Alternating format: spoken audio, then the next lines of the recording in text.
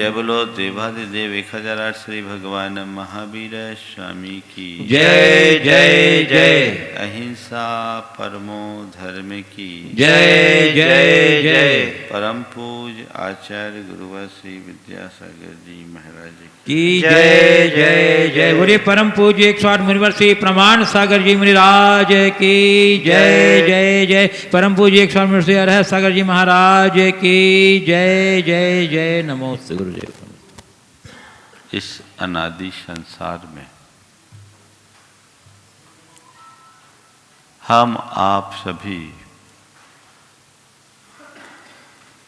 अनंत काल से भ्रमण करते आ रहे हैं। अपने अतीत के जीवन पर हम विचार करें तो हमें केवल एक ही बात दिखाई पड़ती है, वो है जन्म और मरण। इस संसार में हमने अनंतों बार जन्म लिया और अनंतों बार मरण किया। यही हमारे आज तक का इतिवृत्त है। जन्म और मरण के बीच में जो जीवन रहा है वो दुखमय रहा है। इस जन्म मरण के चक्र से बाहर कैसे निकला जाए। कल परसों हमने भगवान महावीर का निर्वाण महोत्सव मनाया। वे हमेशा हमेशा के लिए जन्म मरण के चक्र से छूट गए। कभी अपने मन में ये सवाल आया कि मेरा जन्म मरण कब छूटे। आप लोग पूजा करते समय ये अर्घ तो चढ़ाते हो, जन्म जरा मृत्यु विनाश नाय। पहला अर्पण आपका इसी के लिए होता है। लेकिन अपने अंतर मन को टटोल करके देखो कि मेरे मन में जन्म जरा और मृत्यु के विनाश की कितनी उत्कंठा है। प्रायः देखने में ये आता है, जो जहाँ रहता है उसी में रम जाता है। हर व्यक्ति अपनी ही दुनिया में मगन है। इसे और के प्रति कोई विशेष अभिरुचि नहीं है। जीवन चल रहा है, जी रहे हैं और जैसे तैसे जीकर अपने जीवन को पूरा करने में जुटे हुए हैं। आखिर ऐसा करके हम क्या पाएंगे। एक दिन हमारी कहानी खत्म हो जाएगी, हमारी जीवन लीला समाप्त हो जाएगी, फिर हमारे हाथ में क्या शेष रहेगा। कभी मन में विचार आया, बार बार बार बार ये जन्म मरण का चक्र क्यों। इस संसार के परिभ्रमण की वजह क्या और इसे भेदा कैसे जाए। सबसे महत्व की बात ये है, इस संसार के चक्र को भेदने के लिए अंदर में तीव्र भावना चाहिए, जिससे हम सदा सदा के लिए इससे बाहर निकल सके, इससे मुक्त हो सके। आचार्य कुंद ने 3 गाथाओं के द्वारा संसारी प्राणी के संसार परिभ्रमण का वृत्त चित्र खींचा है और साथ ही ये भी बताया है कि इस चक्र को कैसे भेजा जा सकता है। वे कहते हैं जो खलु संसारत्थो जीवो तत्तोदुहोदि परिणामो परिणामादो कम्मम कम्मादो होदि गदिषु गदि गदिमदि गदस्स देहो देहादो इंद्रियानि जायन्ते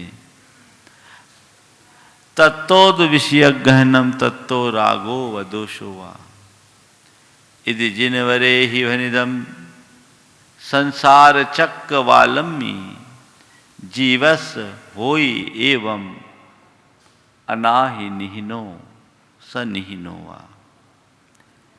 इस संसार में जो कोई भी जीव है उसके अंतर मन में कोई ना कोई भाव विचार उत्पन्न होते रहते हैं।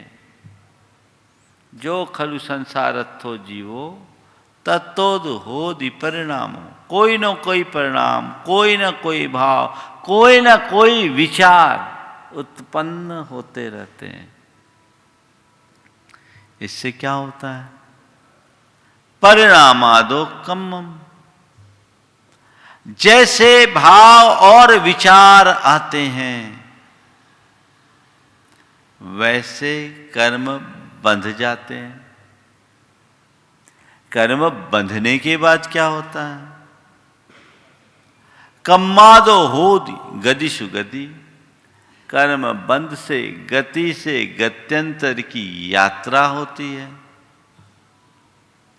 एक गति से दूसरी गति, एक जन्म से जन्मांतर को प्राप्त करते रहते हैं और एक गति से गत्यंतर जाने के बाद क्या होता है? गदि मधि गदस्स देहो, एक गति से गत्यंतर जाने के बाद नया शरीर मिलता है।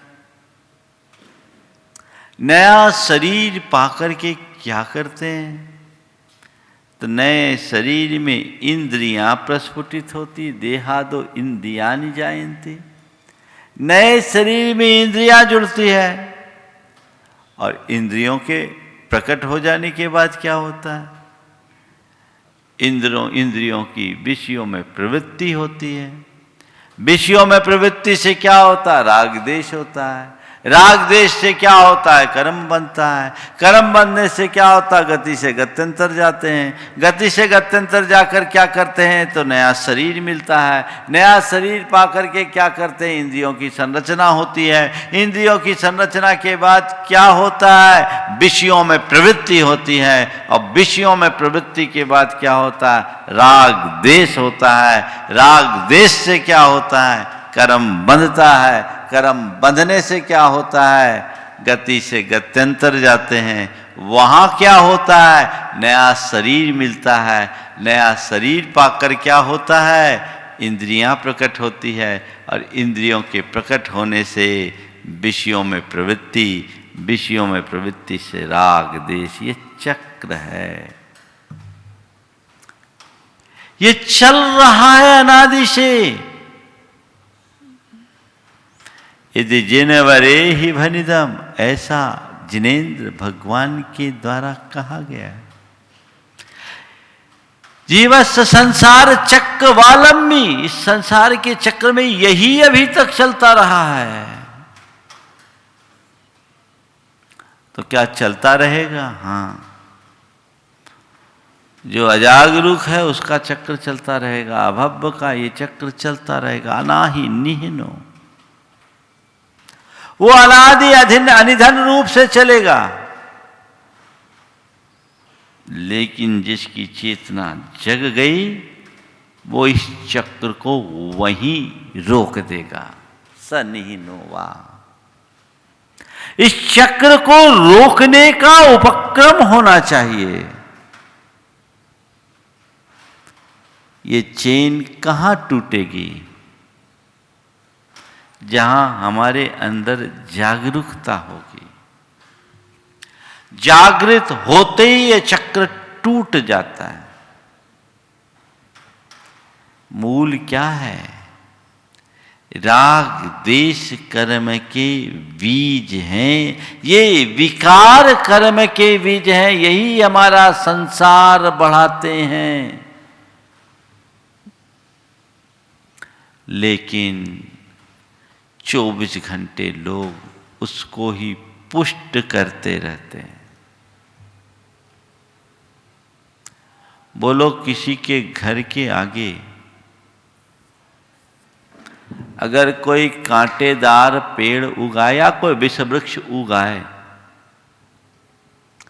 और वह व्यक्ति रोज उसमें खाद पानी दे और इस प्रतीक्षा में रहे कि कभी ये पेड़ सूखे और इसकी होली जलाएं, तो उसको हम क्या कहेंगे? ऐसा हो सकेगा क्या? निरंतर खाद पानी दे रहे हो तो पेड़ और फलेगा, फूलेगा, लहलहाएगा।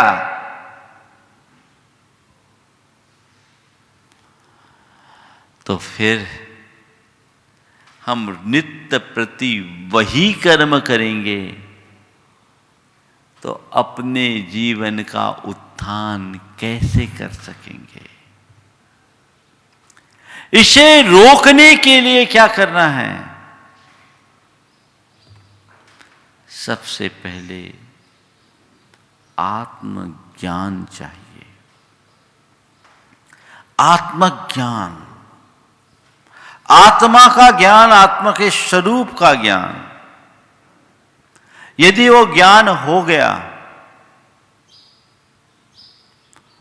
तो फिर ज्यादा कुछ कहने की जरूरत नहीं है। आत्मज्ञान के बिना जीवन का उत्थान नहीं।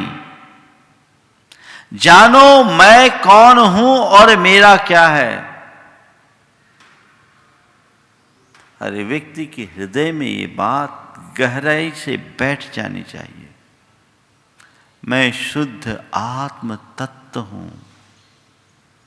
मेरी आत्मा के अतिरिक्त शरीर आदि से मेरा कोई संबंध नहीं है।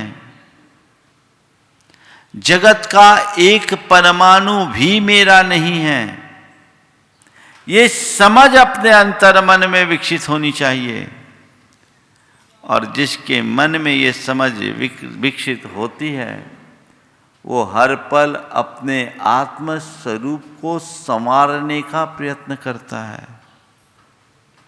मैं आत्मा हूं और ये राग देश मोह काम क्रोध लोभ मेरी आत्मा के विकार हैं, जो मेरी आत्मा को विकृत करते हैं, मेरी चेतना को मलिन बनाते हैं और मेरे दुखों का मूल है। ये समझ अपने अंदर गहरानी चाहिए। कोई व्यक्ति बीमार हो और निरंतर बीमारी के कारणों को ही अपनाता रहे तो कभी उसे आरोग्य लाभ मिल सकेगा क्या? बीमार व्यक्ति को चिकित्सा से ज्यादा जरूरी अपथ्य से बचने की है। अपथ्य से बचो। ये राग द्वेष आदि के मेरे विकार हैं, ये मेरी आत्मा को मलिन बनाने वाले हैं, मुझे इन्हें पुष्ट नहीं करना है, इन्हें नष्ट करना है। ये विचार अंदर गहराना चाहिए। और नष्ट करने की जगह उन्हें ही पुष्ट करने में लग जाओ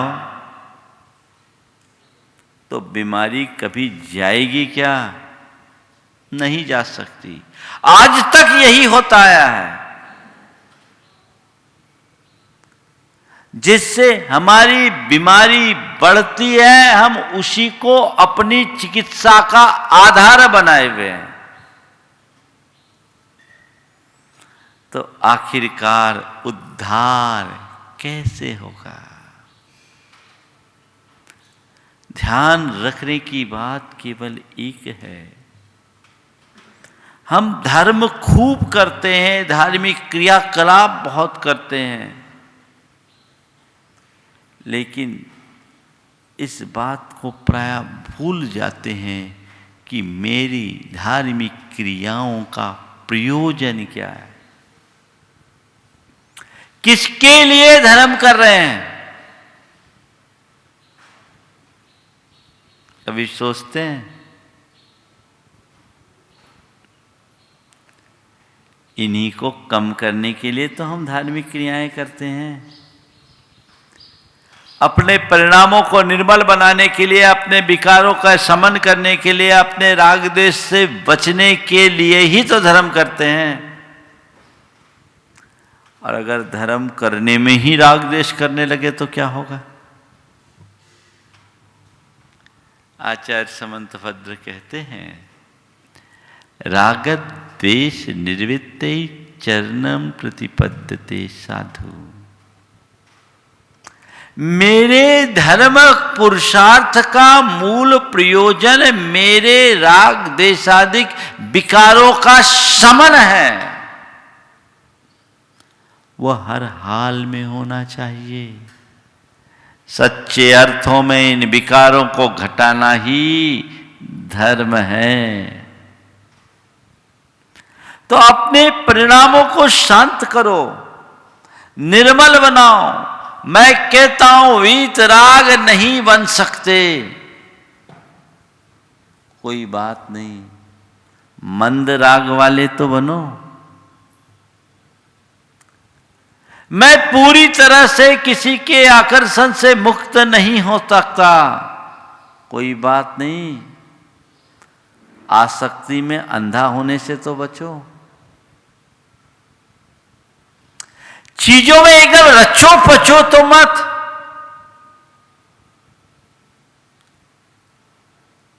जब तक अंतरंग में सही समझ नहीं आती,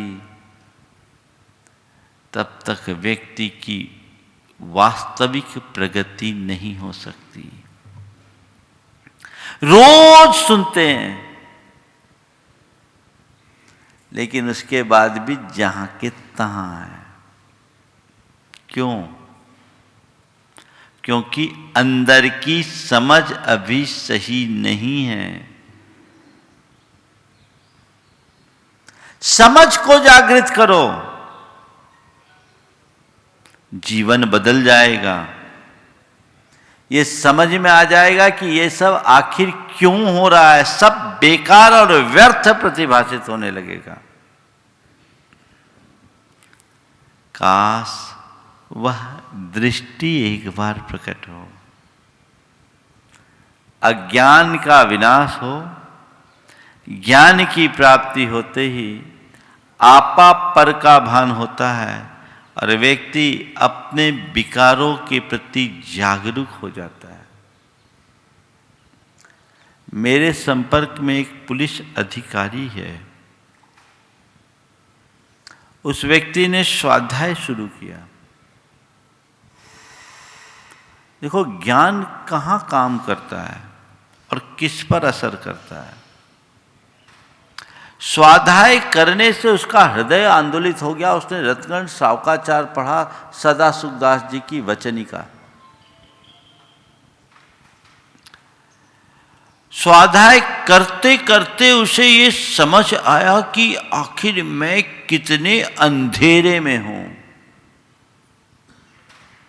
मैं 24 घंटा पाप कर्म में लिप्त होकर अंततः अपनी आत्मा को कितनी क्षति पहुंचा रहा हूं। उस व्यक्ति ने आकर मुझसे कहा, महाराज, मैंने उसी क्षण रिश्वत का त्याग किया, रात्रि भोजन का त्याग किया। महाराज, अंदर से डर लगने लगा कि मैं कितना अधिक पाप में निमग्न हूं, आखिर भुगतना तो मुझे ही पड़ेगा। महाराज जी, उन दिनों उसकी भिंड में ड्यूटी रहती थी, बड़ा अधिकारी। बोले, महाराज जी, बस बीहड़ों में कभी कभी LRP में रहने के कारण पेट्रोलिंग में जाना पड़ता था, तो LRP में जाने के कारण कई बार ऐसा होता था कि 3-3, 4-4 दिन घर भी न लौट पाए। तो उस समय मुझे जरूर लेना पड़ता है, लेकिन मन कचोटता है, पर वो मेरी ड्यूटी है इसलिए मुझे लेना पड़ता है। पर महाराज अब कोई मोह नहीं बचा। मैं सोचता हूँ कि क्यों मैं गंदा काम करूं। मेरे 2 बच्चे हैं, सब प्रतिभा संपन्न हैं, सरकार अच्छा वेतन देती है। अगर मुझे कुछ हो भी जाएगा तो मेरी पत्नी को मेरी जगह मिल सकती है और मेरी पेंशन तो मिलेगी, और बच्चे पढ़ लिख करके योग्य बन ही जाएंगे। तो फिर मैं अपने हाथ काले क्यों करूं, अपनी आत्मा को कलंकित क्यों करूं। यह है ज्ञान का चमत्कार। सुन लिया, समझ लिया और उसने अपने जीवन की दिशा तय कर ली। आज भी वो व्यक्ति निभा रहा है। पहले मैंने नाम भी लिया है, लेकिन अब नाम लेने में उसको दुविधा हो जाती है, इसलिए नाम नहीं ले रहा हूं। लेकिन ये जीवन का एक रूपांतरण है, वो अंदर घटित करो। जहां हो, जिस स्थिति में हो, उसी स्थिति से सुधार की शुरुआत होनी चाहिए। हम एकाएक 100 कदम की बात भले न करें, पर 1 कदम चलना तो शुरू करें। 1 कदम चलना तो शुरू करें। एक कदम चलते चलते 1000 कदम चला जा सकता है। 1000 कदम तो छोटी सी बात है, हजारों मील की यात्रा पूरी की जा सकती है। और हजारों मील की चर्चा करने वाले 1 कदम भी नहीं चल सकते। ज्ञान पाओ, मैं कौन हूं, मेरा क्या है और किसमें मेरा हित है, किसमें मेरा अहित है। बस इतनी ही सी बात जाननी है। 4, मेरा हित किसमें है। अगर तुम अपने लोक जीवन के हित की जब कभी बात आती है तो बड़े चौकन्ने रहते हो। ऐसा कोई काम सपने में भी नहीं करना चाहते जिससे तुम्हारे लोक जीवन में किसी प्रकार का अहित होता हो। होता है क्या? नहीं ना, कोई भी। और यदि थोड़ा बहुत अहित हो जाए, क्षति पहुंच जाए, तो तुरंत उसकी क्षति पूर्ति करने की कोशिश करते हो, उसे रिकवर करने की चेष्टा करते हो। होता है भैया, अच्छी बात है, ये करना चाहिए। पर भाई, ये तो बाहर का हित और अहित है। अपने आत्मा के हित की भी तो सुध लो। मेरा आत्महित किसमें है, उसकी सुध लेके चलो। आत्मा का हित किसमें है? कदाचित हित में न लग पाओ तो कम से कम अहित और अहितकारी निमित्तों से तो बचो।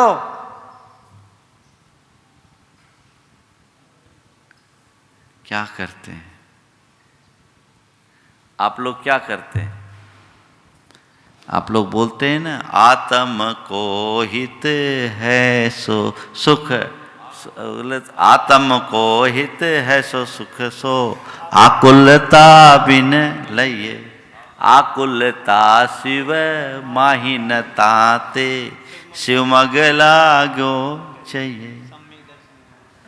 आत्मा का हित सुख में है और वह सुख निराकुल अवस्था में। आप लोग बोलते हैं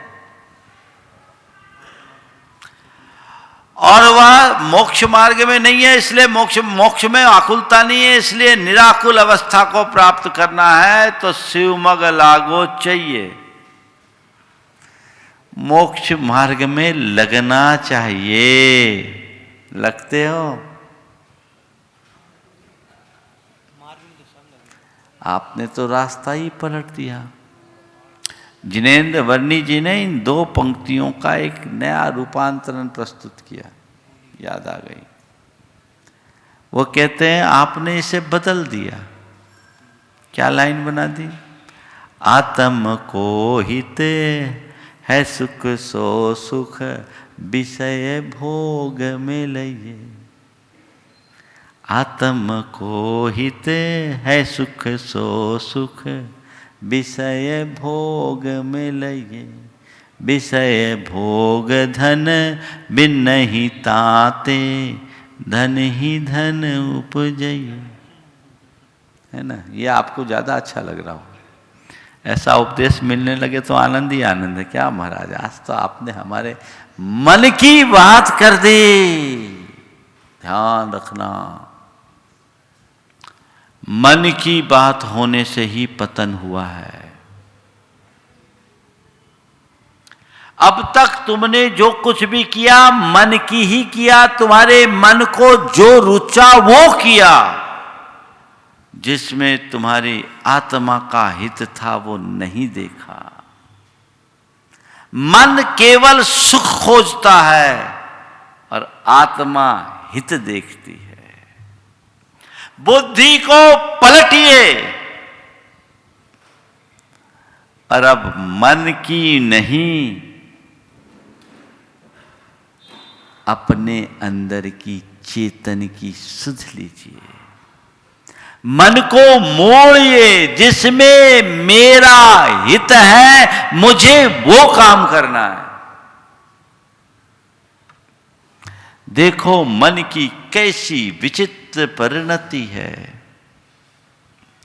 अच्छे कार्यों के लिए तो आपको बार बार प्रेरित करना पड़ता है, उत्साहित करना पड़ता है, हवा भरनी पड़ती है, तब कहीं जाकर मन बनता है। और बुरे काम के लिए वो पहले से तैयार रहता है। यही संस्कार है और इसे ही बदलना है। जब तक हम इसे परिवर्तित करने की चेष्टा नहीं करते, तब तक जीवन में कोई उपलब्धि नहीं। इसे बदलिए, इसे परिवर्तित करने की कोशिश कीजिए। जीवन की धारा को मोड़ने का यत्न कीजिए, तब हम कुछ हासिल कर पाएंगे। तो मैं कौन हूं? मैं आत्मा हूं, ये जानो। मेरी आत्मा से भिन्न संसार का एक परमाणु भी मेरा नहीं है, और मेरी आत्मा का हित रत्नत्रय में लगने में है। मेरी आत्मा का हित धर्म के पथ पर चलने में है, और ये मेरे विकार मेरे आत्मा के सबसे बड़े अहितकारी हैं, शत्रु हैं। ये स्पष्ट समझ अपने मन में जगाइए। देखिए कैसा बदलाव आता है। मेरे संपर्क में एक सज्जन है जो भारत में नहीं रहते, मल्टी बिलियनियन है। वो सज्जन चैनल के थ्रू मुझसे जुड़े। जयपुर में जब पहली बार वो मेरे पास दर्शनार्थ आए, उनने आकर के पहला वाक्य कहा, महाराज अभी तक मैंने बंद किया, अब मुझे केवल निर्जरा करनी है। अभी तक मैंने बंद किया, अब मुझे केवल निर्जरा करनी है। उस व्यक्ति ने अपने अतीत की बात सुनाई और बात करते करते कहा, महाराज आपने मेरी आंखें खोल दी। मुझे लग रहा है कि मैंने अपने जीवन के 58 वर्ष व्यर्थ गंवाए, गलत दिशा में खपाए। अब मैंने राह पकड़ ली है, अब उस राह को छोड़ूंगा नहीं। और उस व्यक्ति में इतना बड़ा बदलाव कि उन्होंने गर्मी के 5 जोड़ी और सर्दी के 4 जोड़ी कपड़ों तक अपने आप को सीमित कर लिया। ऐसा व्यक्ति जो रोल्स और विंटले मेंटेन करने वाला आदमी है, वो आदमी भी अब फकीरों जैसा जीवन जी रहा है। उस व्यक्ति के मन में एक ही बात बैठ गई, महाराज समझ में आ गई, मैं आत्मा और मेरा क्या है। और उस शख्स ने एक और गहरी बात कही, अपने जीवन के अनुभव सुनाते हुए कहा कि महाराज मेरी 6.5 साल की उम्र में मैं आधी दुनिया घूम चुका था। 6.5 साल की उम्र में मैं आधी दुनिया घूम लिया, लेकिन एक वक्त ऐसा आया कि 22 वर्ष की उम्र में मैं रोटी चुरा के खाया। 6.5 साल की उम्र में सारी दुनिया घूम लेने वाले व्यक्ति की यह भी दशा हो सकती है कि वो एक रोटी के लिए मोहताज हो जाए, उसे चुरा के खाना पड़े। बोले महाराज आज फिर ये साम्राज्य दिखता है लोगों को, पर मुझे ये सब जीर्ण तृण दिखते हैं, ये जड़ है। मेरे मन में अब कोई व्यामोह नहीं, अब तो मैं आपके बताए रास्ते पर चलूंगा और अपनी संपत्ति का भी सदुपयोग करूंगा। ये सोच का परिवर्तन है। यही परिवर्तन मनुष्य को बदलता है। सुनते हजारों हैं, लेकिन चित्त तो किसी किसी का ही आंदोलित होता है। और जिसका चित्त भीतर से आंदोलित हो गया, उसके जीवन का कायाकल्प हो गया। अपना लक्ष्य सामने रखो, अपना ध्येय स्पष्ट करो। केवल गोरख धंधे में ही मत रमो। ये सब तो अनादि से चलता आ रहा है, कब तक करोगे? कब तक? इसका कोई अंत नहीं। ये तो बस जितना करोगे उतनी चाह बढ़ेगी। कहते हैं जहां लाहो तहा लोहो, लोहो लाहेन बढ़ई। जितना जितना पाओगे उतनी उतनी प्यास बढ़ेगी। पाने से प्यास बढ़ती है, मिटती नहीं है। और ये सब पहली बार किया हुआ ऐसा नहीं है। अगर अपना पिछला रिकॉर्ड देखोगे तो यही किया, इसके अलावा कुछ नहीं किया। यही किया, इसके अतिरिक्त आज तक कुछ नहीं किया। जो करते आए हो उसे ही बार बार दोहराने से क्या मजा? आप कहते हो कि हमें कुछ नया चाहिए, नया। भैया हम भी कहते हैं नया ही लो, नया करो। ये जो आज तक तुम कर रहे हो ये सब पुनरावृत्ति है। बार बार एक ही बात को दोहराया जा रहा है। आचार्य कुंद कुंद कहते हैं शुद्ध परिचिदानुभूदा सवस्वी काम भोग बंध कहा एयत शुभ लंभो नौरिन सुलहो विहतस। तुम्हारे द्वारा जन्म जन्मांतरों में, सुनने में, परिचय में और अनुभव में केवल काम भोग और बंध की कथा ही आई है। तुमने जन्म जन्म में सुना है तो केवल काम भोग और बंध की कथा सुनी है। तुमने परिचय भी पाया है तो केवल काम भोग और बंध का परिचय पाया है। तुमने अनुभव भी किया है तो केवल काम, भोग और बंध की कथा का अनुभव किया है। हर भाव में यही हुआ है। परिचय पाना चाहते हो तो उसका परिचय पाओ जो अब तक अपरिचित रहा है, और जिसके परिचय के बाद फिर और कोई परिचय बाकी न रहे। सुनना चाहते हो तो उसे सुनो जिसे सुनने के बाद फिर और कुछ सुनने की चाह न रहे, और अनुभव करना चाहते हो तो उसका अनुभव करो जिसके बाद फिर किसी और अनुभव की चाह ही न हो। ये तो पुनरावृत्ति है। चार संज्ञाओं में ही तो रमे हो, वही तो करते आए, यही गोरख धंधा, इसके अलावा कुछ नहीं। हाँ, ये हो सकता है कभी 10 डिग्री, कभी 20 डिग्री, कभी 50 डिग्री, कभी 100 डिग्री, इससे अलावा और कुछ नहीं है। तो वही कहानी। शिक्षक ने विद्यार्थियों को कुत्ते पर लेख लिख करके आने का सबक दिया। बच्चे लेख लेकर के गए।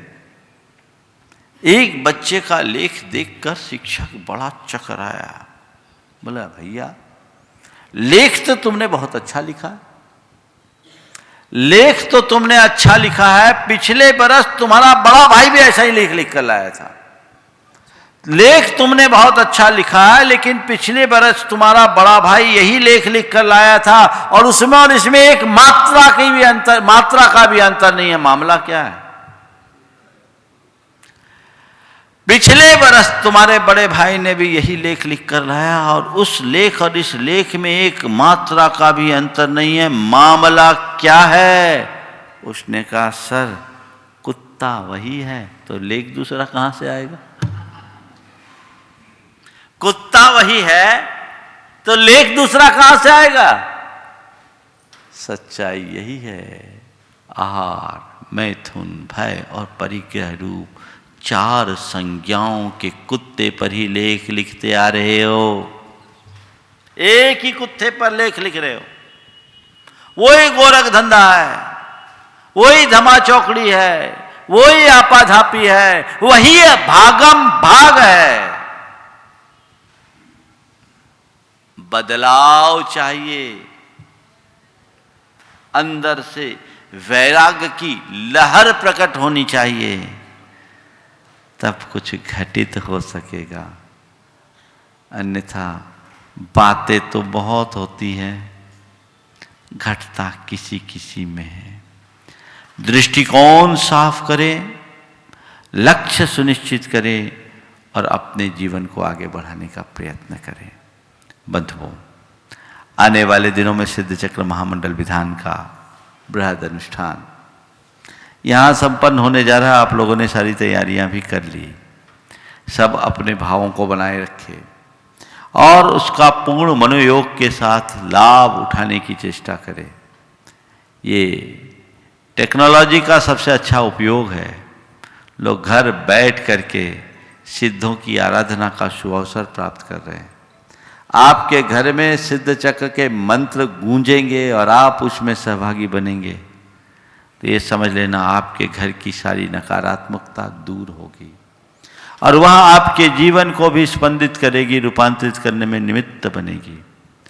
चूँकि व्यवस्थाओं की दृष्टि से यहाँ बहुत सीमित लोगों को रखा गया। आग्रह तो बहुतों का है, लेकिन वो तो पहले ही दिन घोषित कर दिया गया था कि यहाँ केवल 8 मंडल ही होंगे और वो 8 मंडल आ गए। कुछ लोगों के लिए ये सामने के पोर्च में एक व्यवस्था और कर दी, वो अतिरिक्त है। इसके अलावा अब यहाँ कोई व्यवस्था नहीं, लेकिन घर बैठ कर के लाभ लेने में आपके लिए कोई रोक टोक नहीं। आप वहाँ लाभान्वित होइए, उत्साह के साथ जुड़िए। कोशिश कीजिए कि आज हम इतना पुण्य संचय कर लें कि आने वाले समय में प्रत्यक्ष भी हम इसमें भागीदार बन सके। ऐसा उत्साह अपने अंदर बनाए रखना चाहिए। दूसरी बात, एक और अच्छा सुयोग जुड़ा।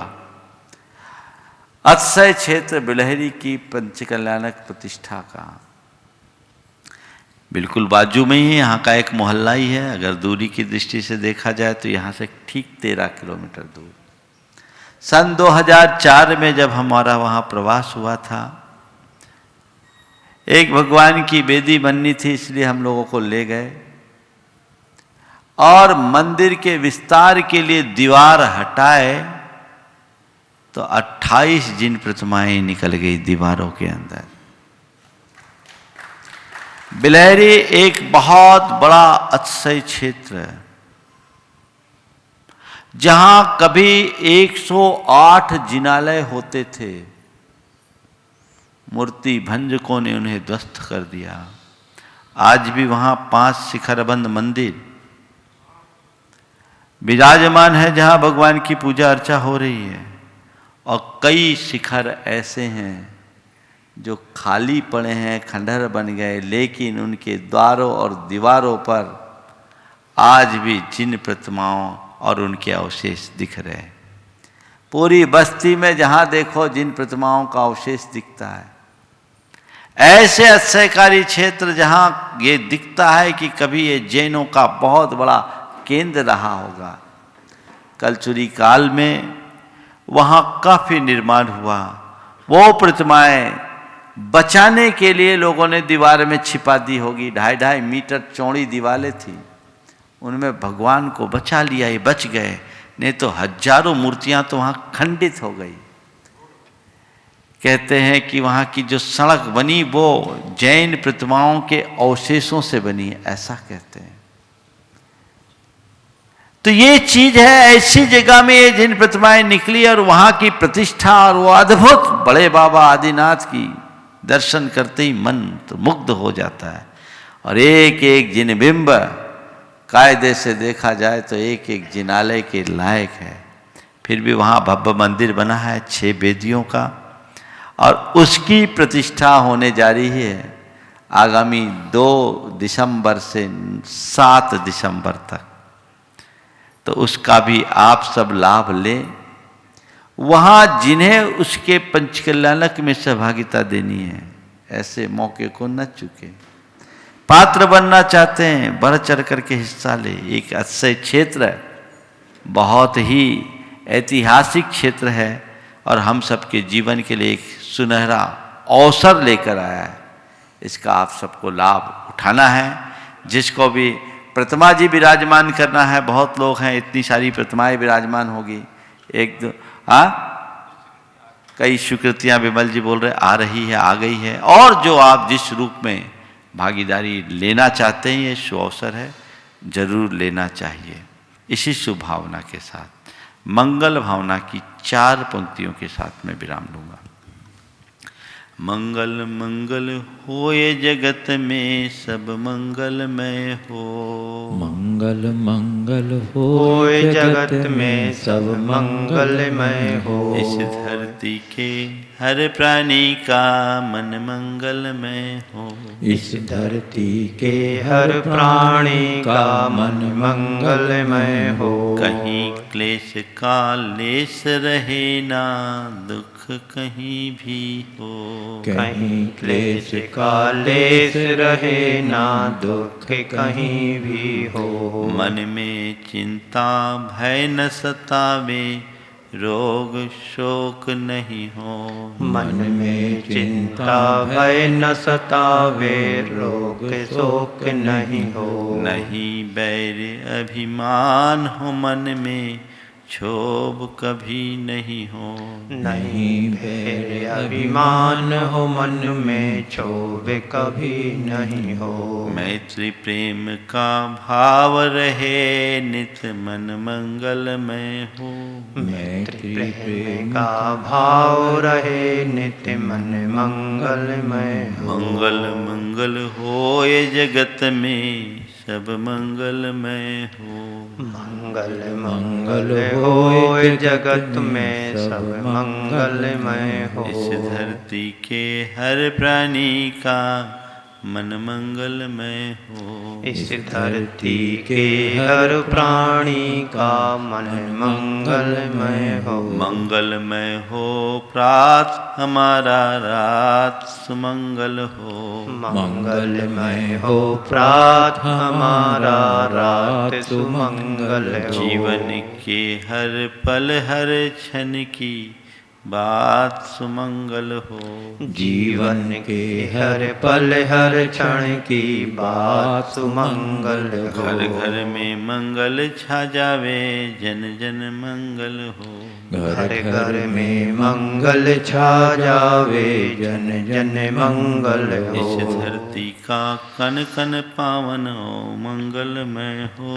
इस धरती का कण कण पावन हो मंगलमय हो। मंगल मंगल हो ये जगत में सब मंगलमय हो। मंगल मंगल हो जगत में सब मंगलमय हो। इस धरती के हर प्राणी का मन मंगलमय हो। इस धरती के हर प्राणी का मन मंगलमय हो। जय बोलो परम पूज्य आचार्य गुरुवर श्री विद्यासागर जी महाराज की